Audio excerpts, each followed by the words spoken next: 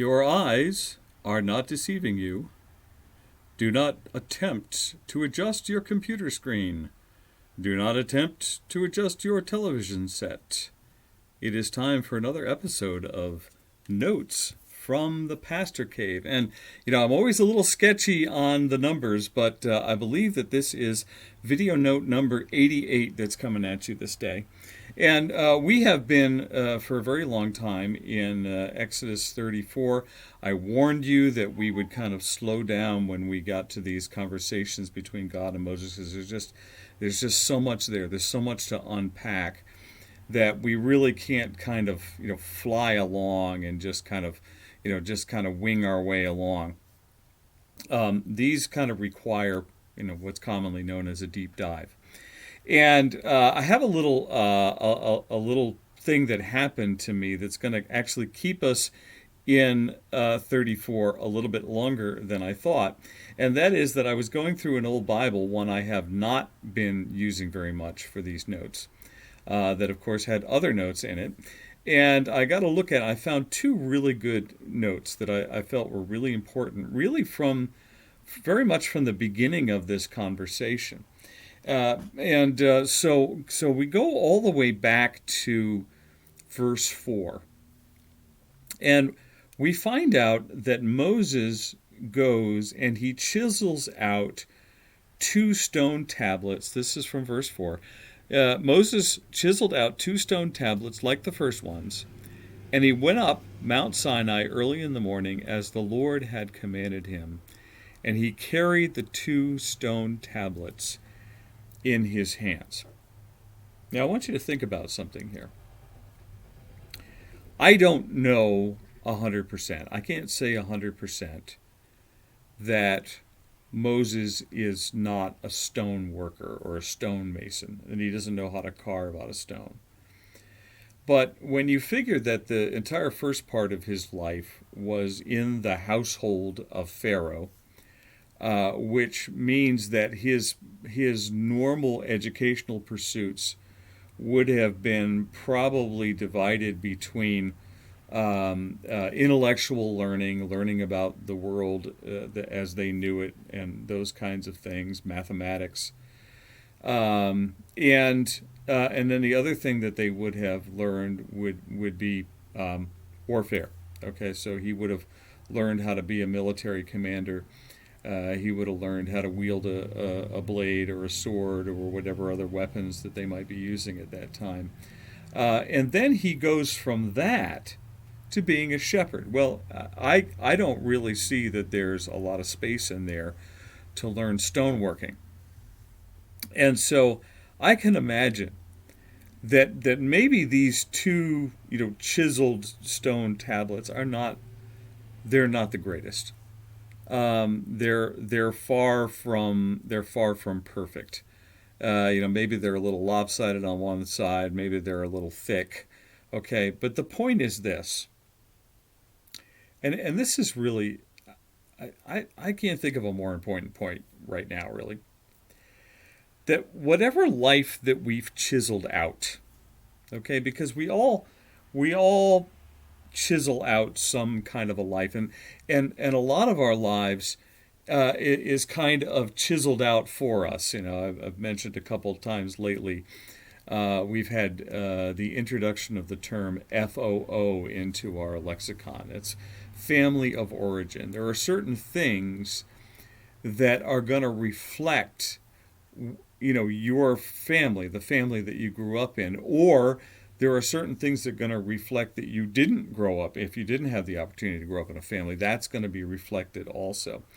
But there are all these inputs in our lives, and there are the decisions that we make. There's things that we do, and that's the life that we've chiseled out.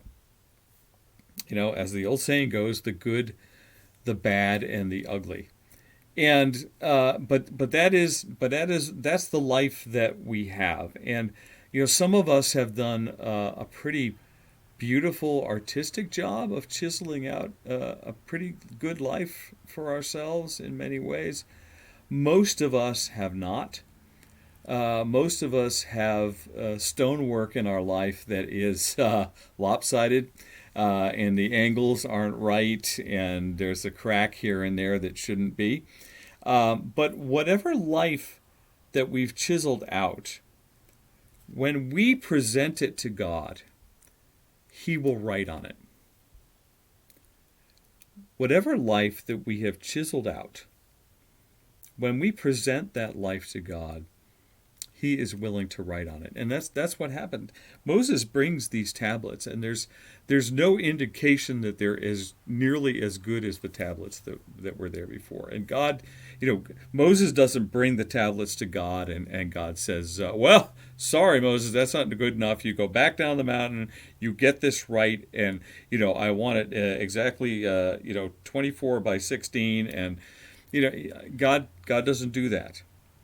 God says, go chisel out those 2 stone tablets and bring them to me. And when you bring them to me, I'm going to write my words. And God, what does God carry? God carries the words of life, right? The scriptures are the words of life. The commandments are the words of life. He says, whatever those stone tablets are, bring them to me, and I will chisel something into them. And this is a great promise for us, because one of the great lies that we tend to believe over and over and over again before we become a follower of Christ, and even after we become a follower of Christ, one of the lies that we believe over and over again is that we have to reach some kind of a level of perfection or healing or normalcy, and then we bring it to God, and then God will accept it, and then God will write on our lives. And I've met so many people over the years, well, I can't really get my act together with God right now because I can't really get my act together. No, that's not what God is asking. God is asking us to bring the stone tablets of our lives, no matter what they look like, cracks, holes, lopsided, just upside down, wrong, right? God says, bring that stuff to me. Bring what you have. And I will write on that, and I will put my words of life on the stone tablets of your life, whatever it is that you've chiseled out. And I know that you've got good stuff in there, and I know that you've got awful stuff in there. I know that you have ugliness in there, and I know that you have sin in there, and I know that you have rebellion and hurt and all kinds of things in those stone tablets. But bring them to me, and I'm gonna and see. It's not the fact that Moses had the stone tablets. It's the fact that he brought them to God. That somehow whatever they ended up looking like, Moses didn't say, well, I got to hide these for a couple of days. I'm going to go up and see God without them, see if he'll give me another chance to make another couple of stone tablets, and then, just tell him, hey, I kind of hacked these up. No. Moses takes what he has, and he brings it up on the mountain to God, and then God writes on that stone tablet. Now, here's something else. We struggle sometimes with, okay, what do we say about God? What are the attributes that we should concentrate on, that we should talk about, that we should share with others about God? Well, we have a really great picture. Starting in verse 6. A really great picture here, because what God does is he talks about himself. So the Lord is passing it in front of Moses, and he proclaims, okay, so this is what God says about himself. The Lord,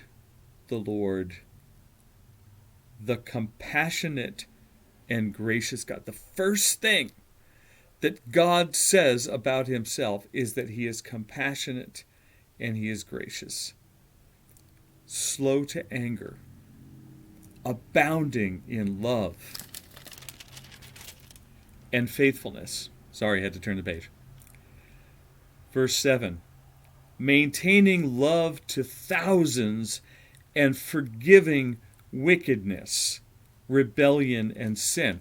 These are the things that God wants you to know about himself, because these are the things that God is expressing verbally about himself that he knows will eventually be recorded in the scriptures. Okay? Yet, okay, so you have all this stuff here. Compassionate, gracious, slow to anger, abounding in love and faithfulness, maintaining love to thousands, forgiving wickedness, rebellion, and sin. Yet, he does not leave the guilty unpunished. He punishes the children and their children for the sin of the fathers to the third and fourth generation. And so we see this balance.